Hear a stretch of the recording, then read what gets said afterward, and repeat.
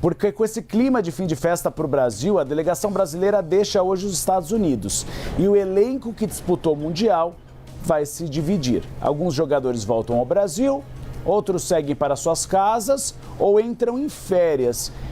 Priscila Asbeck, vamos falar o português correto, uma mamata, né? Perde a Copa do Mundo e vai para Orlando, e vai para Miami, e vai aproveitar férias na Europa.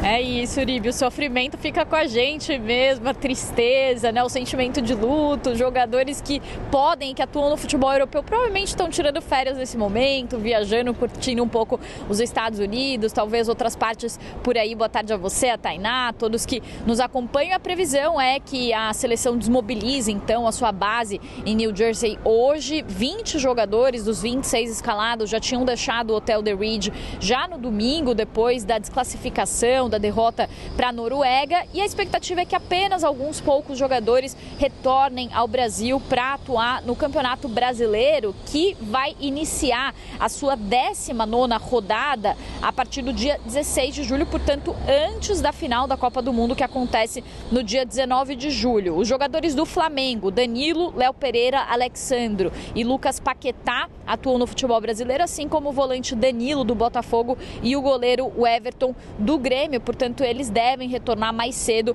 ao Brasil. Lembrando que o voo da CBF, o voo fretado da seleção, retorna na tarde de hoje, mas a CBF ainda não confirmou oficialmente quais são os jogadores que vão voltar ou não. Além disso, também já está marcada a próxima partida da seleção brasileira, para quem tem aí emoção sobrando ainda para conseguir torcer para a seleção brasileira depois do sofrimento de domingo. Os próximos amistosos da seleção vão acontecer nos dias 25 e 29 de setembro. Talvez a gente tenha aí uns 3 mesezinhos aí para tentar afogar as mágoas até lá. Vão acontecer na Austrália, em Townsville e Brisbane. Então essas são as próximas datas FIFA para esses jogos então da seleção.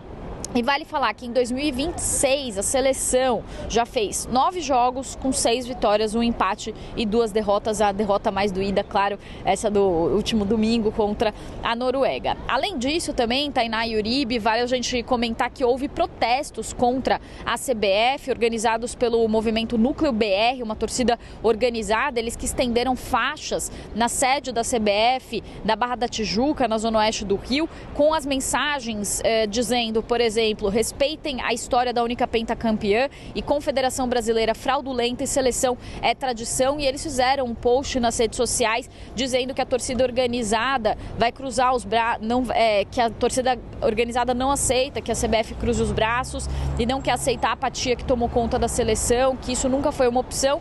E eles falam que vestir a camisa de 5 estrelas exige respeito, responsabilidade, raça e uma gestão à altura da nossa história. Eles falaram também que quem está à frente da CBF deve se portar como tal. Vale lembrar, né, que nas últimas 2 décadas, pelo menos, houve diversos escândalos relacionados à liderança da CBF. Para dar apenas alguns exemplos, o Ricardo Teixeira deixou o comando depois de investigações de corrupção, José Maria Marim foi preso, Marco Polo Del Nero não pôde deixar o Brasil por risco de prisão, e Rogério Caboclo deixou a presidência depois de acusações de assédio sexual, e Edinaldo Rodrigues também enfrentou acusações de corrupção e disputas judiciais. Portanto, protestos agora realizados também depois dessa que foi a pior fase, a pior campanha do Brasil em Copas desde 1990.